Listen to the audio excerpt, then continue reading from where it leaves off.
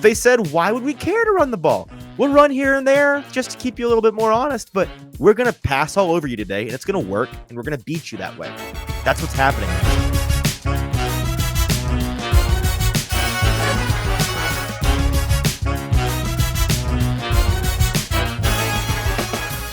Welcome into the Hot Read podcast for Monday, September 25th. I'm your host, Easton Freeze, director of published content here at BroadwaySportsMedia.com. We're also brought to you by the 440 Podcast Network, and you can follow me on social media at Easton Freeze.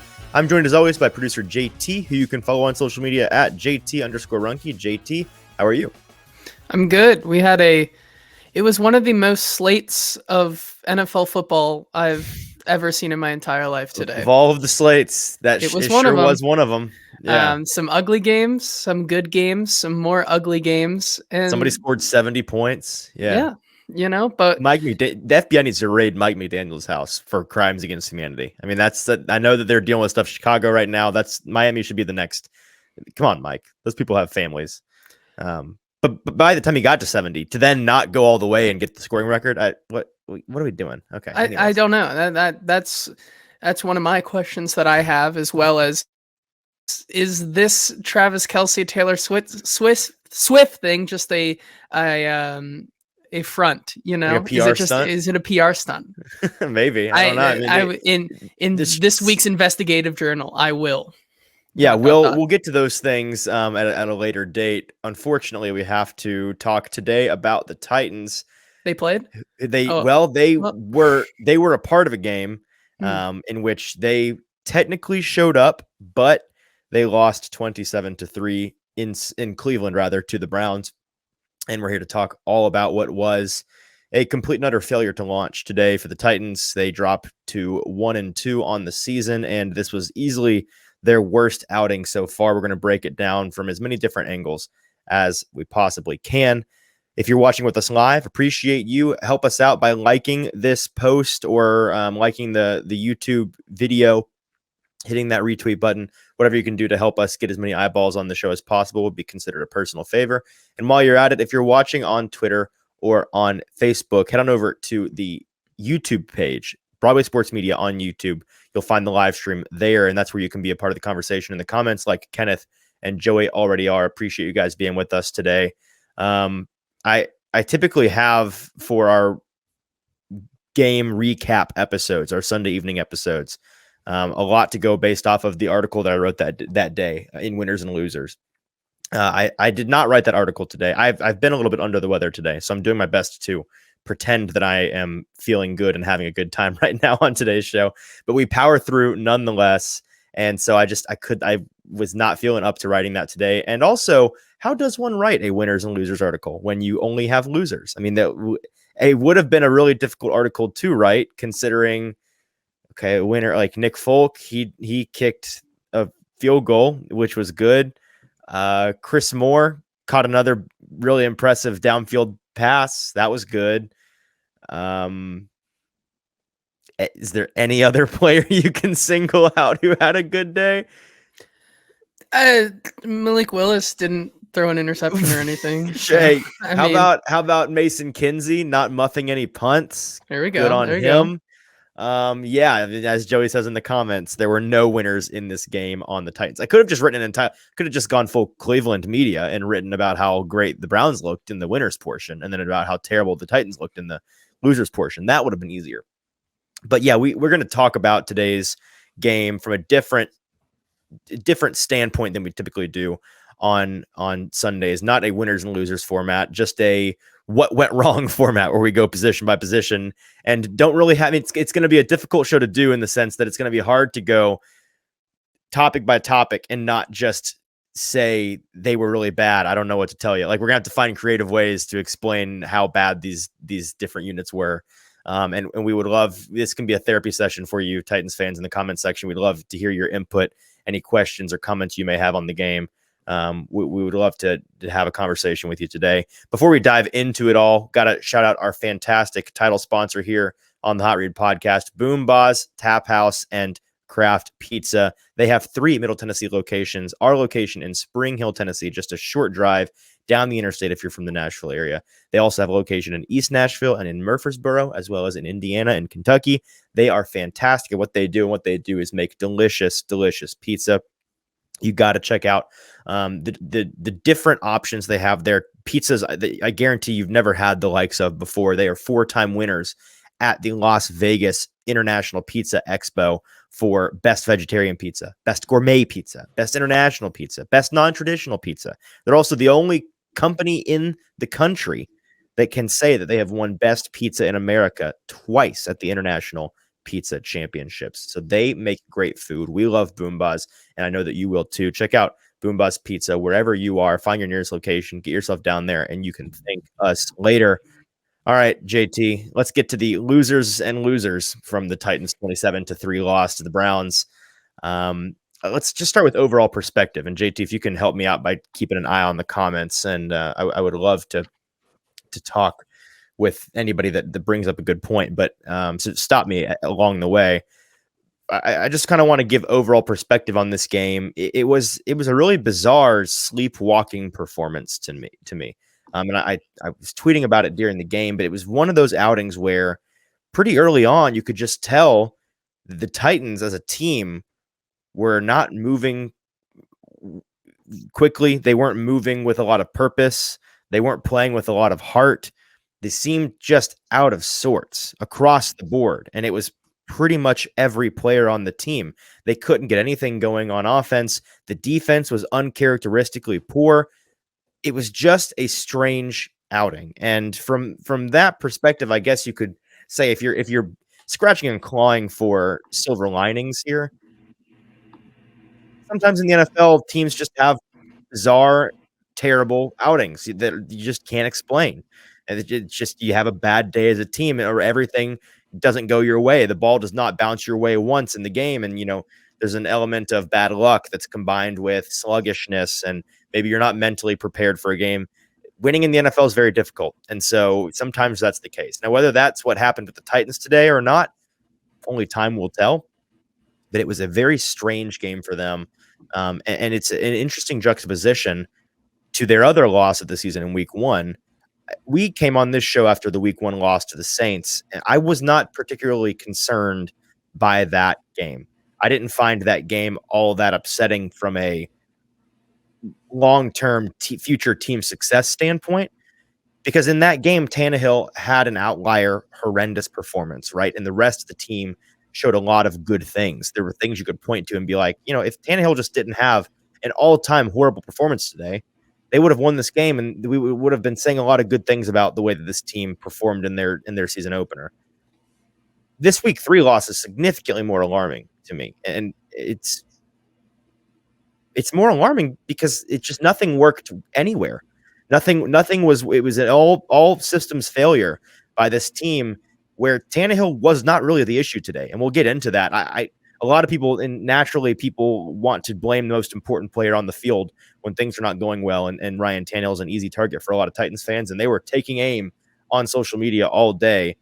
I just did not come away from this game thinking Tannehill was anywhere near the top of the list of issues for this team. He didn't turn the ball over. He only had one, maybe two passes that I can think of where he just truly missed. It was just a bad ball. And of course, how he's seeing the field, I can't really answer that until I get to watch the All-22 coaching tape later in the week. But it didn't read to me that he just wasn't seeing things well. He was hardly given a chance most of the time. And I don't think that the quarterback position on this team, no matter who that person was today, I don't think that the situation the Titans were putting their quarterback in was conducive to success. Whether it's Ryan Tannehill, whether it's Malik Willis or Will Levis, whether it's somebody completely different, I just don't see. He could have been better. Yeah, he could have been more of an elevator for this team. But what have we said time and time again? Ryan Tannehill is not. He's a trailer. He's a good trailer in the NFL. He's not a tractor quarterback. He is not going to pull the team. You've got to put the team around him to pull him, and he can do a lot of really great things for you. That is the nature of the limitations on his game. And so just a strange and alarming performance for them in a Week 3 loss that in the first half, because the second half, it felt like they were pretty much out of it already after that first half, especially after the Browns get their second touchdown of the day, get to 20-3. That 17 points might as well have been 100 points based on the way the Titans offense was playing. That felt like an unbridgeable gap for them. And obviously that proved to be the case. But in that first half, this game was defined by a lot of wasted opportunities by this team. You have the Sean Murphy Bunting forced fumble recovery on the Cleveland 19-yard line.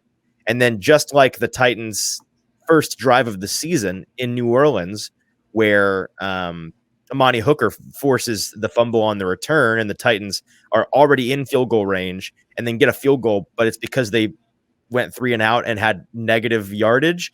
That's what they did here. They were on the Cleveland 19 after that forced fumble by Sean Murphy Bunting, -9 yards on 3 plays, and then a field goal, and the only points of the game for them. Big wasted opportunity in the red zone.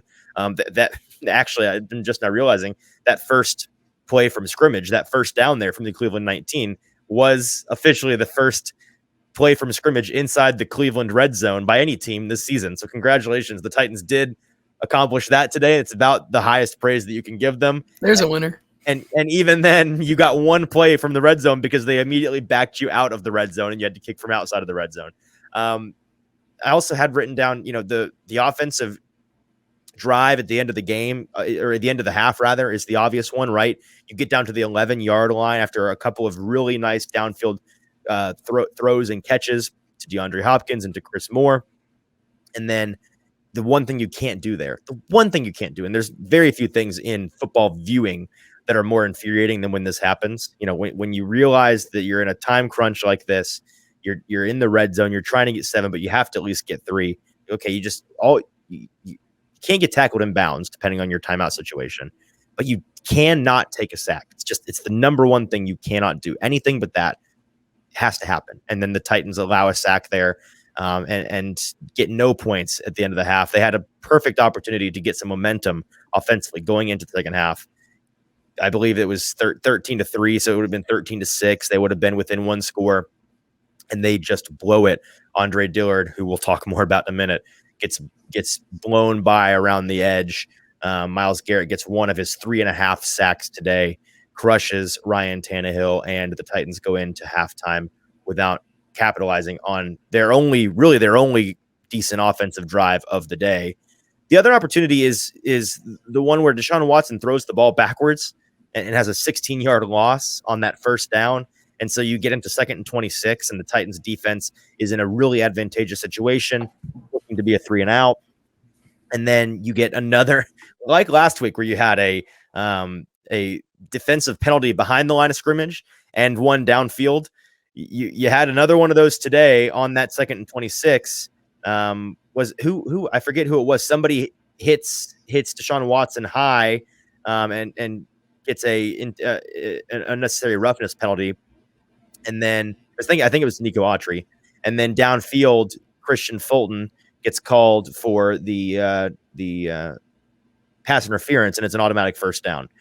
2nd and 26, completely squandered. I think the Browns went on to score on that drive as well. So a bunch of missed and blown opportunities to define this game in the first half. The second half defined by the fact that the Titans were just in too big of a hole and could not get any momentum going. So a strange game, a bad game. And let's I want to move on now. We can talk about the offensive particulars here. But JT, what are some of the comments we have that we want to address?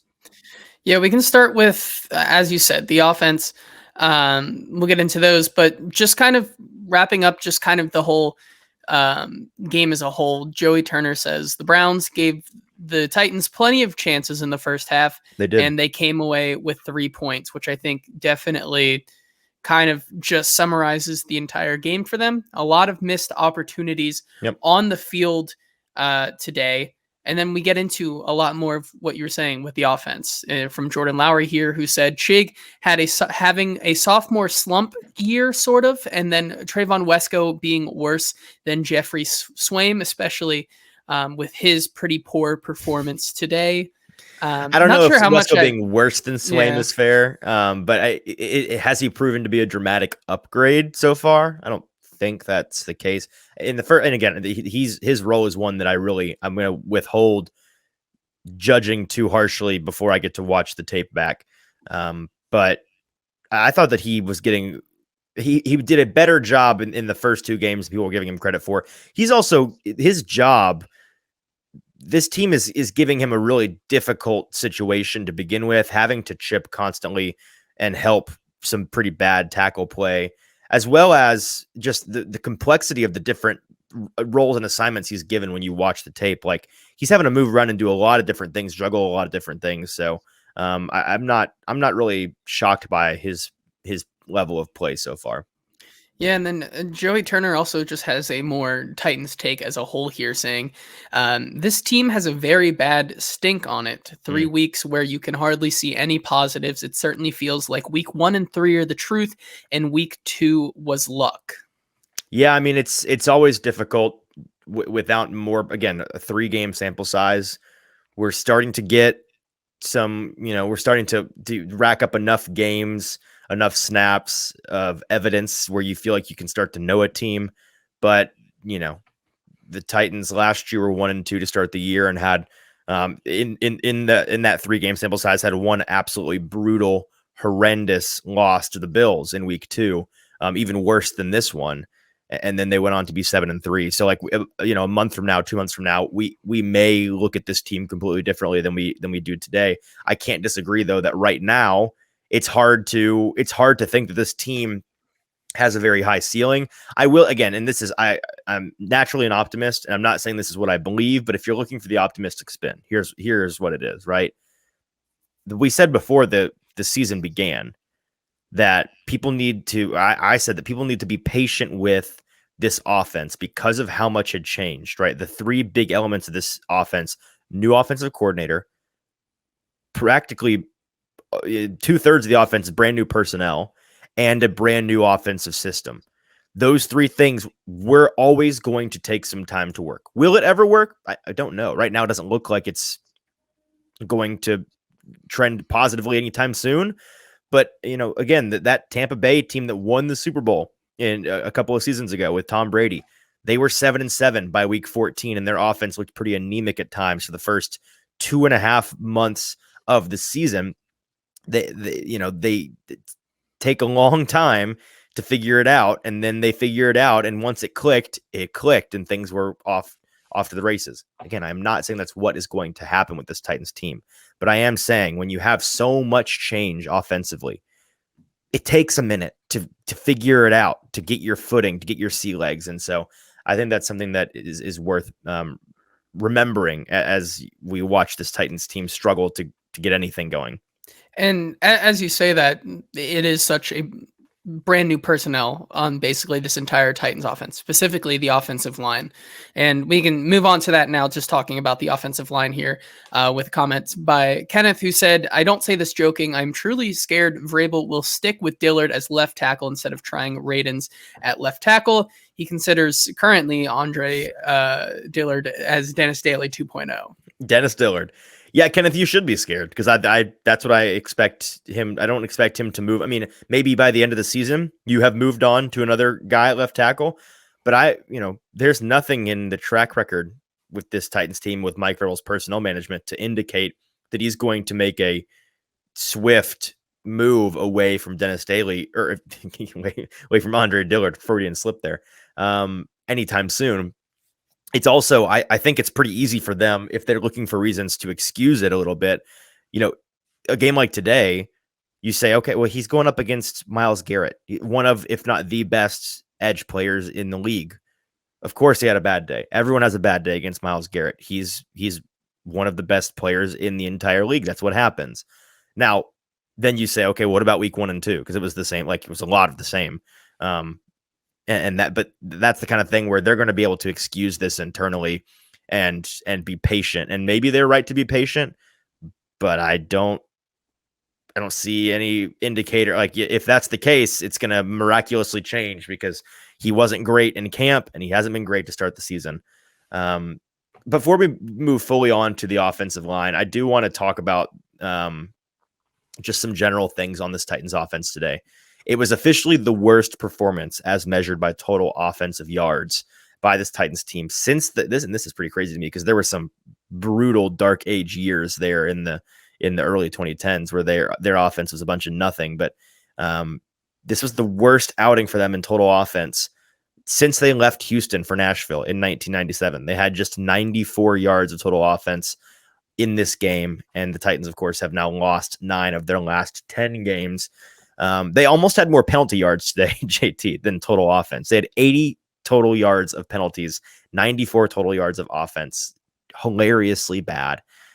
Just to compare to their opponent, the Titans had 94 total yards of offense. The Browns had 341 yards of total offense. They also got, this is uncharacteristic for the Titans, but it was certainly the case today. They got bludgeoned in time of possession. They did not do a good job of possessing the ball and keeping their offense on the field and giving their defense a break. Tennessee's offense only operated for 21 minutes and 31 seconds. The Browns were on the field 38 minutes and 29 seconds of the game. 2/3 of the game, the Titans defense is out there trying to defend this Browns unit.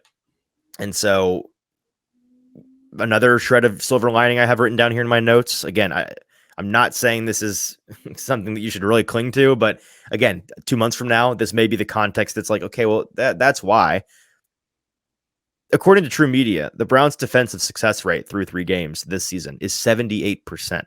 It's the best mark for any team in weeks 1 through 3 since at least the year 2000. Like Jim Schwartz, their new defensive coordinator, former Tennessee Titan, defensive personnel, I forget his official title, defensive coach. He can't miss. He has got this group rolling. They are very talented up front and on the back end.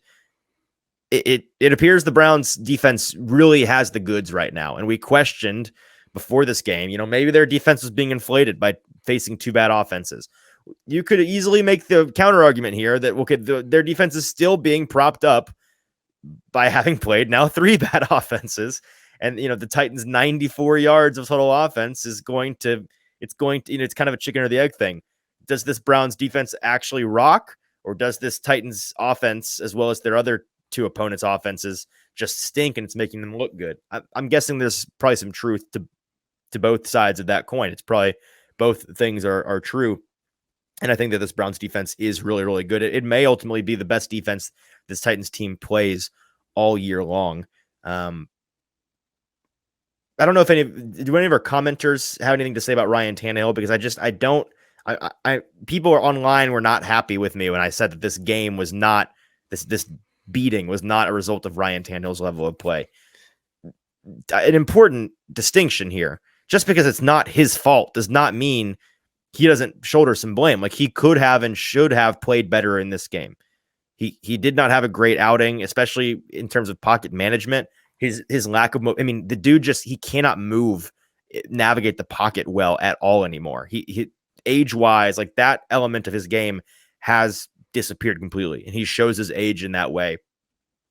He's a bit of a statue back there right now, and his pocket management is really poor at times, and so he's not lending himself to this offensive line that's already struggling. He's not helping out in any way on that front. Go ahead. Yeah, I was going to say, like, that's a lot of what the comments here kind of says, that he compares his athleticism to what Matt Ryan was in 2022, which I don't think is all the way at the level of Matt Ryan. Here's the thing: when he's intentionally moving, like when Tannehill takes off and runs, like on the triple option touchdown last week, he can still run well. He athletic when he is operating on the field as an athlete, as a ball carrier. He still has some athleticism, but it's in his pocket management, his movement within the pocket, where he looks so old. And it's kind of a weird square to circle there, but that seems to be the case. It's like there are 2 modes for him athletically, and in one, he still has a little juice when he's trying to actually run with the ball, but when he's just trying to be an athletic passer and navigate the pocket, he looks ancient. Yeah, and then we also have, I believe it's Oak Vontae here saying that Tannehill doesn't galvanize this team with his play or his spirit. He lacks of passion. Belief is starting to permeate this locker room. I don't know if I can agree with that. I mean, I'm not saying, I mean, you're welcome to your opinion. Maybe that's the case, but that's not been my experience. I do understand how fans struggle with how at the podium he is very like political, company man, doesn't really show a ton of emotion often. I understand that, wanting to see some more, like wanting to see a guy as pissed off as you are after a performance like this. I get it. Really, I do. And then finally, Jordan here. Sorry, were you done with what well, you were saying? I was just going to say, like, I just because he's that way publicly in press conferences does not mean that's the way that I see him operating and interacting with his teammates in the locker room and on the field at practice. Yeah, and then Jordan, just kind of with the Ryan Tannehill can't move narrative that we are currently talking about. He says Ryan can't move. There was not anything he could do, but when he had an opportunity to complete a pass to Burks, he missed. And yeah, that's his biggest mistake today. That's the thing you can knock him for most, was that one pass. He threw it on the run. He needed to plant himself better to get a better throw off, I felt like, in the moment watching it.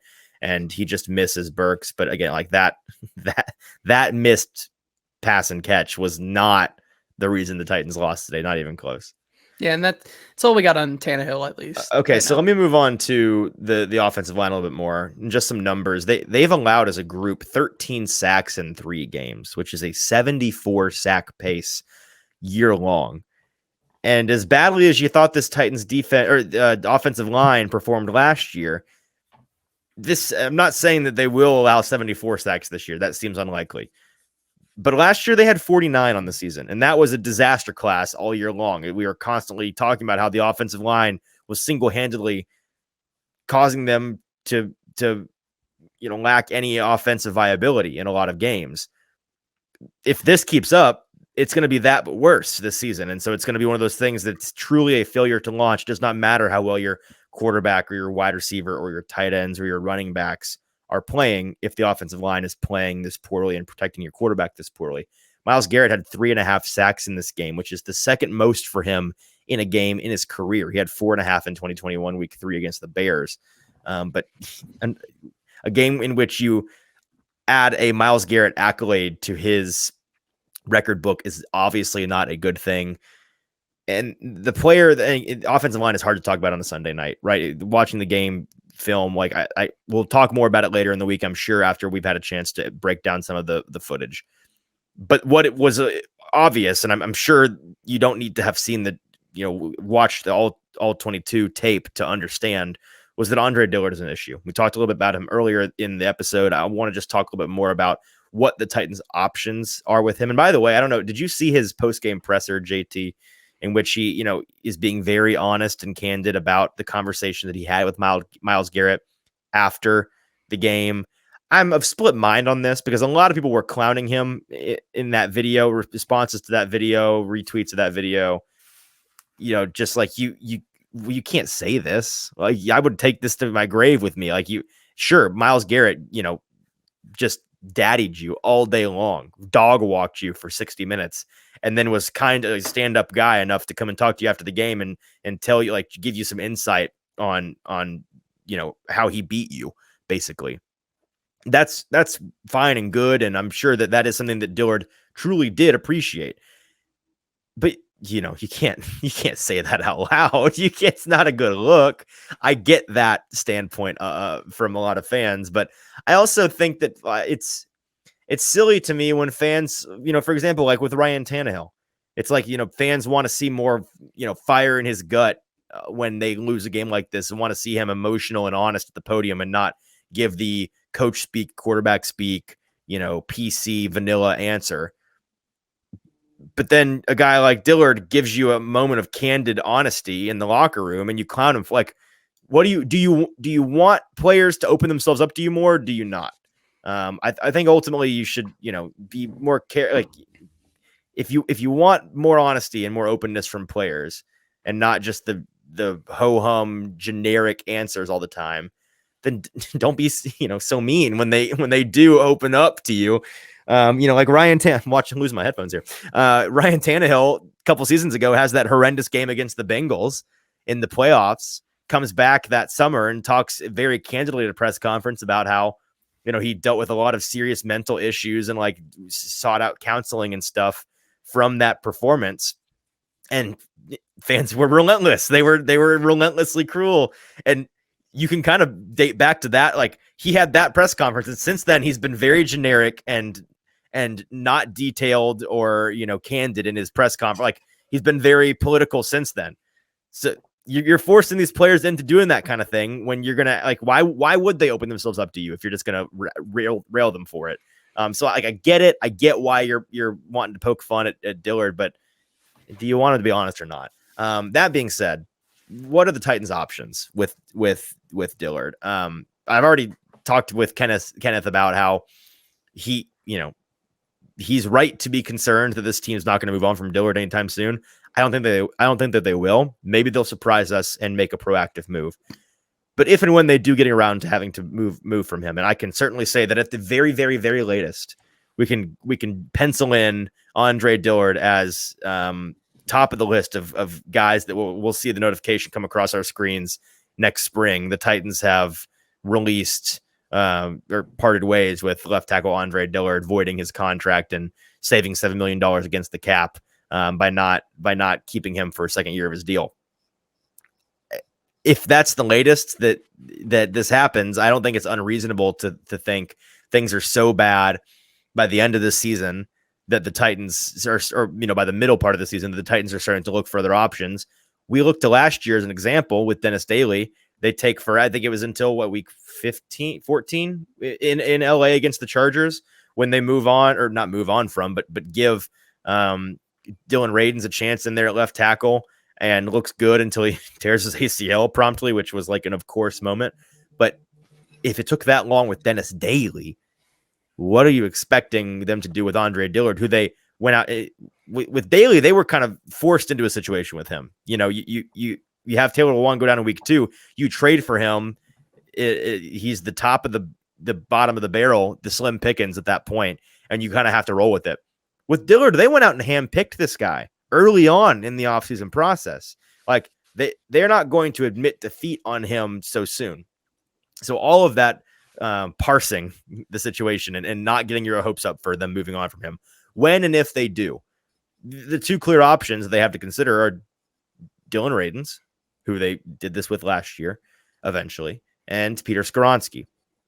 Now, with Skoronski, I do want to point out, like, he is by far their best offensive lineman, in my opinion. I think that he showed you that in week 1. There's a tiny itty bitty little, maybe insignificant asterisk on this offensive line performance through 3 weeks, where it's like, they're playing really bad right now, but they're also missing their best player. Now, does missing your best player who happens to be a left guard, like, is that the end all be all? No, definitely not. But you are missing your best player, and it's making it more difficult, for a guy like him on the left side, partnered up with Andre Dillard there on the left. I would imagine Dillard is in a better situation with a running mate in Skoronski, as well as we've liked how well Radins has played. Like, if Skoronski can be left on an island always, and Dillard doesn't ever have to help out on the inside with him, he's probably got more trust in him to interpret and handle the games that are run, the stunts that are run by the defense. Like, I think that he's more comfortable with Skoronski, who he's spent all offseason getting accustomed to playing with. And so the communication's probably better. The comfortability level is probably better. But having him gone for 2, like, they need him back. It's pretty clear that they need him back, in my opinion. When they do get him back, JT, I would consider trying him on the left. He's already on the left, on the left tackle position. I was. I'm not going to put words in your mouth, but I believe you were with me throughout the draft process before he was ever a Tennessee Titan on the notion that, hey, Peter Skoronski should be given a chance to play outside at the NFL level. Yeah, he's got really, really, really short arms for an NFL tackle. But you watch the tape in college, and the dude has the goods. He had the juice. He was able to manage. Like, it wasn't an issue for him in college. He was the best left tackle in the game. So why not just give him a shot at the NFL level? Maybe that proves to be his downfall, but maybe he's an outlier. There's always an exception that breaks the rule. And so that's what I would do. I'm not a huge fan of Radens getting out there at the left tackle position. I think that he's much more of a true guard type in the NFL. He also lacks a little bit of length, not quite like Skoronski does, but they both are below league average, below that 34-inch arm length threshold for tackles typically.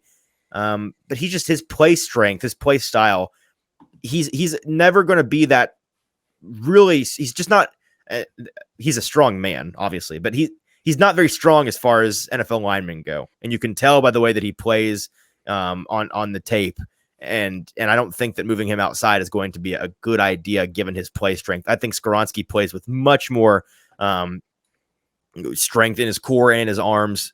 His base is better. Like, I just think that he's a better, fundamentally a better player that you give a chance out there. What say you, JT? Has anybody in the comments chimed in on this? What do we think about what the Titans should do at left tackle? I not a lot of comments. I think a lot of people are of the same sentiment that giving Skoronski a shot outside is probably a good idea. And then moving like a Dylan Radens to left guard and keep Radens at guard. Yeah, he's playing fine there right now. Just rock and roll with that. I do just have questions because of, just like you said earlier, it took this team a very, very long time to move off Dennis Daly, mostly in part because they still believe that they could compete last year, despite how bad the left tackle was. And I think that if Mike Vrabel and this brass believes that they can still compete, like when Peter Skoronski comes back, and they would be fine with it, they're not going to change, because until the season is truly lost, then you're not going to experiment until then if you're Mike Vrabel, right? There's no reason for Mike Vrabel, even if it does get better in the short term here, like that's just not something I think Mike Vrabel would ever do, is experiment in the middle of a season, in the middle of a week before a game. Like it would be something that it would take like the benching of Tannehill to bring Malik or I was about Will to say Levis as a starter. The fastest route to trying something new at left tackle would probably be them being 1-6 by week 8 or whatever. And it's like, okay, well, they're talking, it's Will Levis time. Let's see what he's got. Malik Willis, let's get him. Like, it's true pack it in time for the Titans would be the quickest route to having those guys out there. And I agree with you. We're just, it's very easy to see. We are 1, maybe 2 weeks away from Peter Skoronski coming back, and Titans fans being confronted with this awkward situation, and the Titans brass, for that matter, being confronted with this awkward situation where Skoronski is back. Radens, who filled in for 2 weeks and looked good in doing so, comes out, and suddenly you're like, the 5 offensive linemen that you're rocking with now aren't your 5 best guys. Radens is, I think, pretty clearly better than Dillard. It's an issue. It's just an issue of supply and demand based on positions. And so if the Titans are truly hardline, Skoronski and Radens are interior offensive linemen, it's a shame that we have a surplus of serviceable interior offensive linemen, but they can't just magically be tackles. Then that's going to be the way that it is, and they're not going to play that way. But we're going to be confronted with this awkward situation where the 5 guys they're walking out there are clearly and obviously not the 5 best offensive linemen on this team, which probably then becomes even further complicated when you've had Chris Hubbard playing relatively well through 3 weeks now, and you've got MPF coming back after week 6, and now you've got maybe your top 5 guys out there are 2 of the top 5 guys on the team not out there starting. What's going on? Like, what are we doing? What's going on? Maybe NPF presents an opportunity. This is just coming to my mind, and I've not gone and looked at an NPF. I don't believe in college he ever played on the left side. And with Chris Hubbard, I have no idea if he has any left tackle experience. I don't believe so. But if you get MPF back and you believe that MPF and Chris Hubbard are actually your 2 best tackles, maybe that is the best case scenario for them moving on from Dillard, or giving somebody else a chance on the left side. You move one of NPF or Hubbard out there to the left side and see if those guys can be your bookends. I don't know. I'd have to look into whether or not they have any experience there on the left side, but that's something that I think if you're still having this level of play from Andre Dillard by week 8, when NPF can come back after the bye, you're going to have that conversation. There's going to be the rumblings of, look, now we've got 2 tackles available that are both better than Andre Dillard. Let's get him in there. Get that guy out of here. It's certainly something to consider. And we can move on now from the offensive line conversation because we do have other things to talk about on this team. And the one last thing, actually 2 more things I want to talk about on the offense briefly, and then we'll get to the defense. This Titans run game is one element of this offensive operation in particular that has me concerned through 3 weeks. And primarily that's because this has been this team's bread and butter for as long as Derrick Henry has risen to ascendancy, at least, and really before, kind of just the entire history of the Titans, they have been a pounding the rock running team. They've not been that this year, not even close. I believe through 3 games, Derrick Henry is averaging like 14 carries and 52 yards or something a game, something rather poor today. I know at least in the first half, he was getting outsnapped pretty dramatically by Tyjae Spears. I don't know what the final snap counts on that came to. I'd imagine it was relatively 50-50 at best for Henry. I don't think he was on the field for very much. But he in the first half, he had his worst half of football statistically of his entire career. JT, 4 carries, -7 yards for Derrick Henry. This Titans run game has been really poor so far this season. It does very little push up front, far too many defenders breaking into the backfield. These runners, for the most part, aren't even being given a chance. So when I say that the running game has been really poor, I'm really not blaming Spears or Henry, because when they've been given some daylight, given any breathing room to operate, they've looked good. In that first game, Derrick Henry looked good. We were surprised by how he wasn't, taking a really slow start to things and was playing ahead of our perceived schedule for him. And since then, it's kind of been downhill. But I think back to Mike Vrabel almost a week ago on Monday in this post-game press conference, jokingly talking about, I promise we're going to block for Tyjae Spears eventually. One of these days, we're going to block for him, and he's going to break off a 30-40 yard run. I could tell in that comment, like, sarcastic for sure, but there's clearly some frustration behind that remark. I can tell fundamentally he prides himself obviously on this team being a grinding, dominant team in the run game, and they've not been that, and that's bothering him for sure. But my thought on the state of their run game is that it's not all that surprising to me, because we knew this offseason they kind of changed their philosophy, did a 180 from a offensive line building standpoint. They renovated this offensive line almost entirely with guys whose MO was being a better pass protector than the guys that they were replacing, being stronger pass protectors statistically and historically in their careers than they were run blockers. And this idea that, okay, the Titans, they do a good job of teaching pass blocking or run blocking here in-house. They're gonna bring it. They've decided we just, for some reason, we can't get these guys to pass block very well. Let's bring in the guys that are good pass blockers already. We'll teach them how to run block. We can teach them how to do that. So far, that's not been the case. And so when you renovate your O-line with heavy pass protectors, which is ironic because they've not been protecting the pass well either. They've not been doing anything well. But that's at least what the idea was on paper. This was always a possible side effect. The run game took a little bit of a beating. And so with this level of offensive line play, I don't care who you are, Derrick Henry, Tyjae Spears, you can be the best running back in the league. You're not going to succeed with the level of disruption in the run game that this Titans team is already allowing on the offensive front.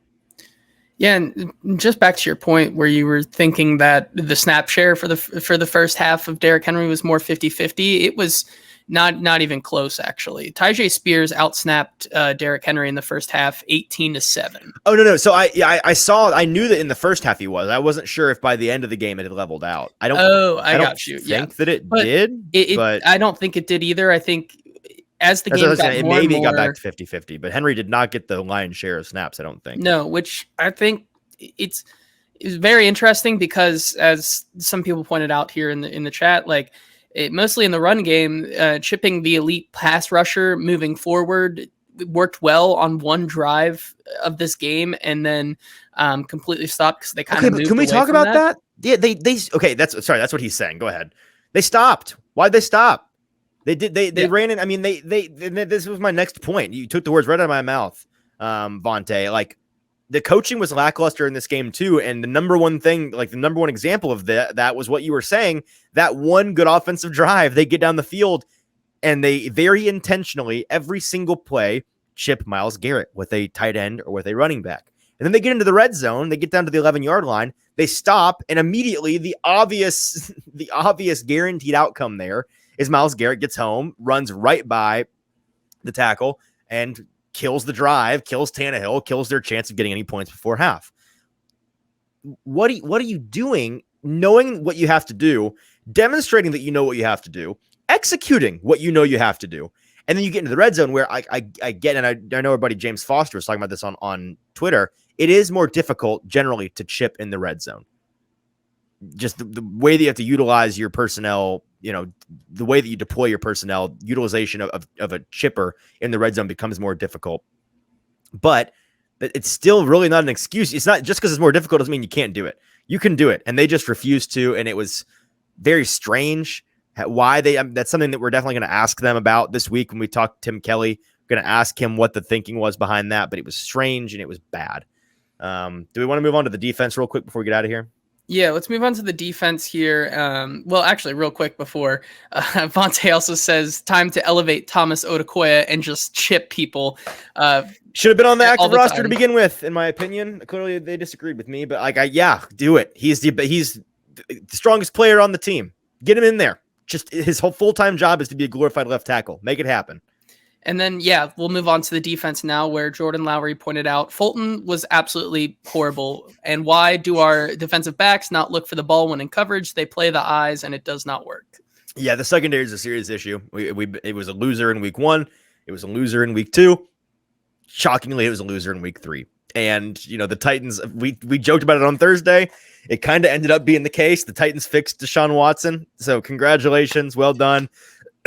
The rest of the league does not thank you for this. There's no way to put it besides it was a get right game for Deshaun Watson. He played a team that historically he has performed really, really well against, and he had his best performance as a Brown. Like I haven't even gone back and looked statistically to compare it, but I'm almost positive this is his best performance as a Brown. He was at one point in the game, and I'm wondering, I don't know if I wrote this down at the end of the game or near the end of the game.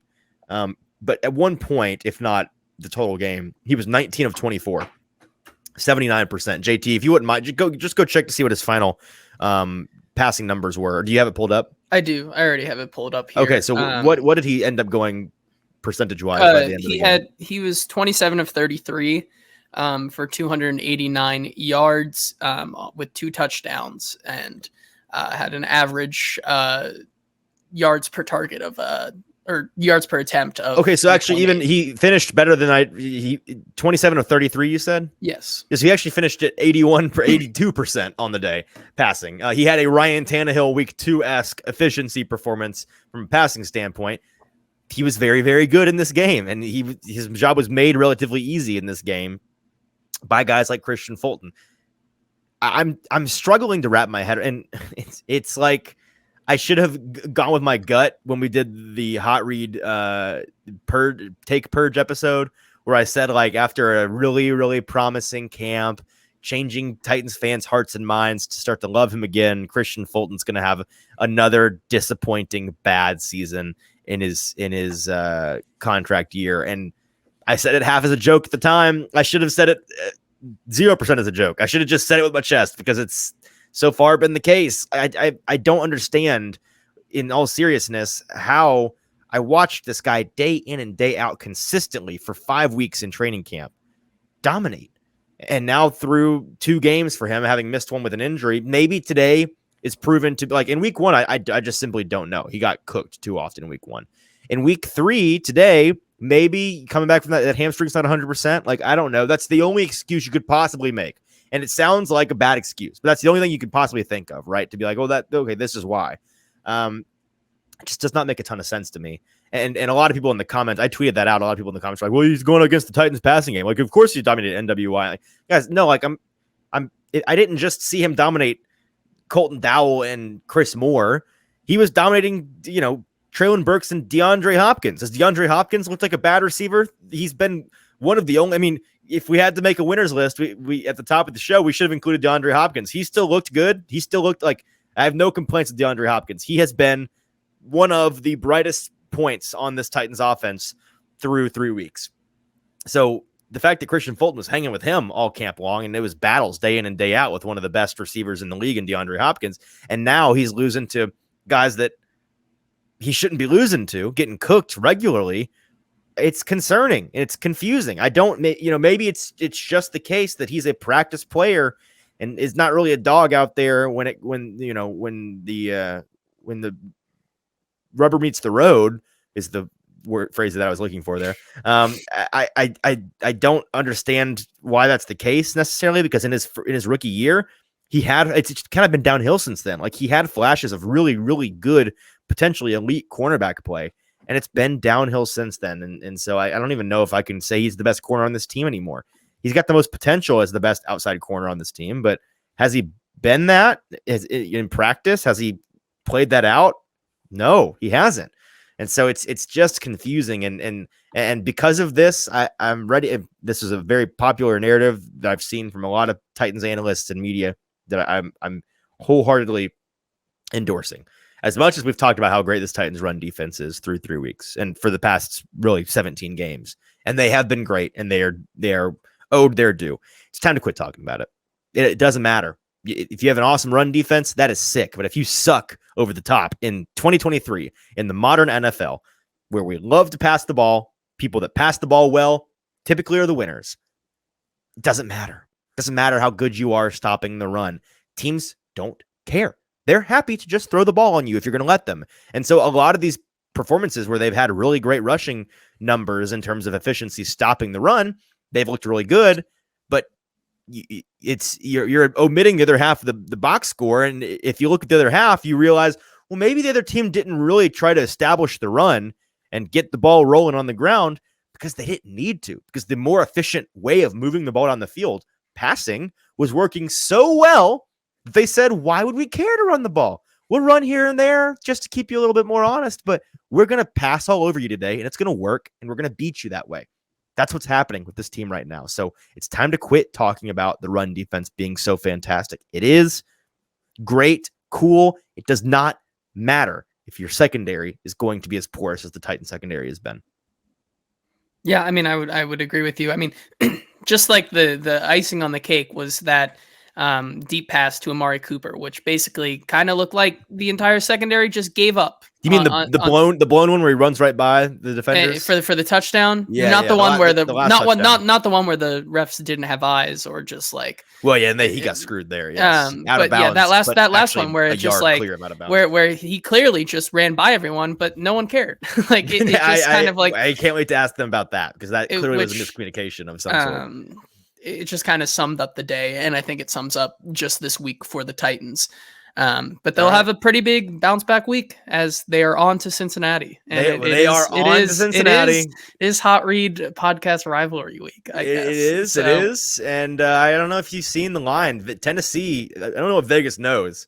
Tennessee, a 1.5 point favorite on the early line. For I already took the +1.5 for the Bengals. So I mean, fair. To me, that clearly indicates Vegas is anticipating Joe Burrow not playing.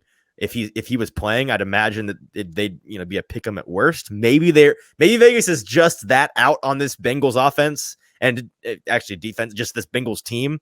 I don't think that they are. I think that they're probably out on who is the backup up there? Who's Jake Browning? And they just signed Jake Browning, and they signed Bengals legend AJ McCarron.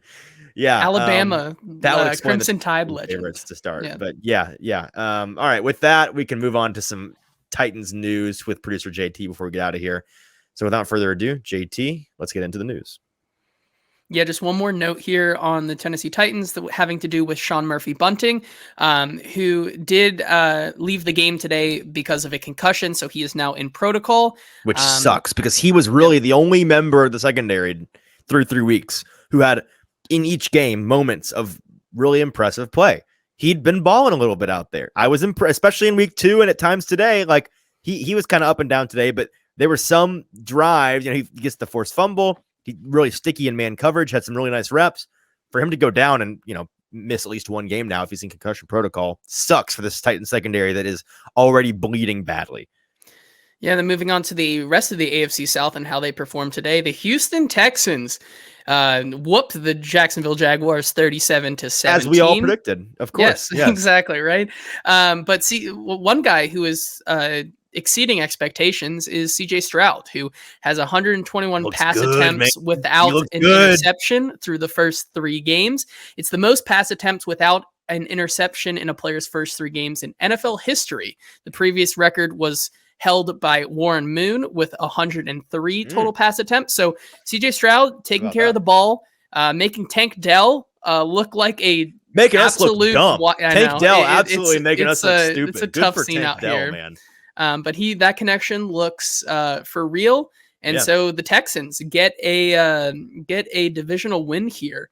Another team that got a divisional win, the Indianapolis Colts, who, led by Gardner Minshew, defeat the Ravens 22-19. Conference win, not a divisional win. Conference win. Yes.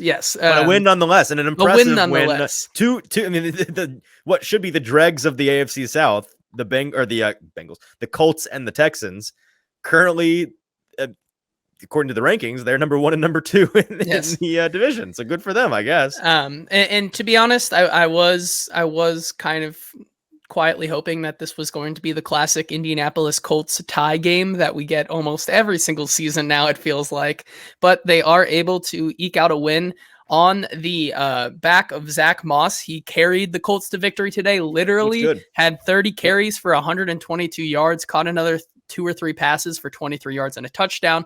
Looked really good, and looks to be serviceable before Jonathan Taylor comes back. So that Colts team also looking like they're ahead of expectations when Anthony Richardson comes back from a concussion. Yeah, no, I'm impressed with both of those teams considering the rebuilding state that they're in. Jaguars, I don't know what to tell you, man. Like, their offense is, I mean, like, as bad as the Titans offense has looked, people were expecting the Titans offense to struggle this year. What's the Jaguars' excuse? As I jokingly said to start the season, maybe this team is just a nice quarterback coach combo and a couple of shiny weapons, and then the rest of it kind of sucks. So far, it's kind of been the case. I mean, Trevor Lawrence completing 27 passes on 40 attempts with 279 yards, a touchdown, and an interception. Trevor's just to put up well. 17 points shows more about this Jaguars team than it does Trevor Lawrence. So I'm with you there. And then one more just NFL news here. The Tennessee Volunteers legend, Joshua Dobbs, is playing. And former Titan legend. And former Titan legend, former Browns legend, former Steelers legend. Okay, we can say the laundry list all the legends. He is playing the Arizona Cardinals out of the Caleb Williams sweepstakes right now. He really is. He's the worst thing to happen to the Arizona Cardinals. It is. Since they lost the Super Bowl? I'm trying to think of the last bad thing to happen to them. Since drafting Josh Rosen. Yeah, Josh Rosen. Like, is that? I would consider that more than the Super Bowl, probably. Yeah. But they defeat the Cowboys today, 28-16. Another game we all had, right? Yeah, you exactly. Had that one on your pick'em pool this week. I did have it as a trap game. I did quietly put sprinkle some plus. You were talking about like this line's a trap. 12.5 point favorite for the Cowboys. No way, Jose. Hey, I did. How about just straight up money line, baby? I wish I had the cojones to actually put some money on it in the best bet gauntlet, but sadly did not. No, listen, bet against the spread. Yes. Sorry. Yes. I thought you were saying to have the cojones to have picked them on the money line, which not cojones. That's crazy. Insanity. But sometimes insanity pays, I suppose. Either way, Joshua Dobbs went 17 of 21 on the day for 189 yards, a touchdown. Young man is balling. He's dealing out there. And then he rushed 6 times for 55 yards. So it'll be interesting to see if he can continue to keep them rolling. And maybe no longer are they the absolute lock to get the first overall pick, because there's a team from Chicago that looks just as bad, if not worse. If not worse, the Cardinals have managed to score all 3 weeks. Like, their offense has looked actually kind of promising at times. These players are playing, for their careers, and they're, the coach down there, I'm totally blanking. Jonathan Gannon. Thank you. People were making fun of him, and rightfully so, because the dude is a cringe lord.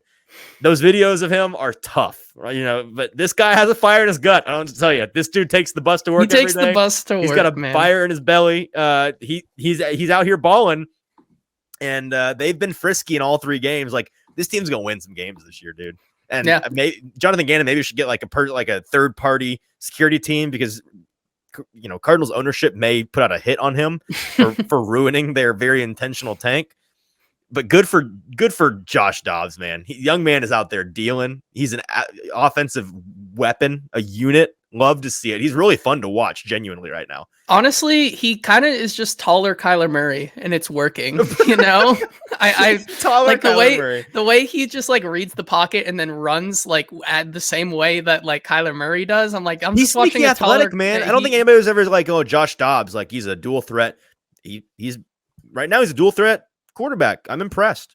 He really is. And now we can move on to the most important part of the episode, the recap of this week's Best Bet Gauntlet. Currently, right now, on the day, I am 2-1, cashing both the Bills -5.5, as well as, what was the other team? The team that I did not win on for sure, though, was the Broncos at +6.5, who get absolutely... They only lost by 50. Don't worry. They only lost by 50. This is a pretty bad line. Either way, I cash on the Bills -5.5 and the Patriots -2.5. Currently awaiting the Steelers game, which I had them as 2.5-point dogs. They're winning currently by 16 points, so feel pretty good about that one to take me to 3-1 on the week. Easton, however, going to be trying to fight on Monday night for a 500 above 500 week. Right, I need Monday night to go my way. We'll be 3-2 each on the week. Yes, as the Titans spread did not hit, the Falcons spread also did not hit. That's on me. But then on the Colts line, as well as what was the other line that you had? I forget. I had it pulled up right here. I won Colts +8 and also had Seattle -6.5. Both Seattle of those teams -6.5 cover there. The two big wins and two big. I mean, I didn't sweat any of these 4 bets. They were all comfortable one way or the other. And then we're our first head-to-head of the year. Philadelphia and the Bucks tomorrow will be the deciding factor, and see whether this week is another JT win or if it's a draw and we move on to week 4. Yeah, either way, we'll have to see. And that's going to finish up our news segment for today. All right, that is JT with the news, and that is our show today. Appreciate everybody tuning in with us live. We'll be back on Wednesday. I think we're going to do an interview Wednesday, JT, and the guest is TBD. I still have to confirm whether or not we can make that happen. But if not, we'll find something else to talk about. I would love to have a guest to talk some Titans on Wednesday, so tentatively planning on that. And then, of course, Thursday we'll be live once again at BoomBozz Craft Pizza and Taphouse in Spring Hill, Tennessee. We'd love to have you out. We're probably going to be doing another gift card giveaway for the first person to show up and say hello and get some free food on us. So make sure to have that on your calendar. If not this week, at some point this year, come on out if you're in the area. Come hang with us. Watch some Thursday Night Football at BoomBozz. Until Tuesday afternoon, when we tape live our Wednesday show. For producer JT, I'm your host, Easton Freeze. This has been the Hot Read Podcast. We'll talk to you then.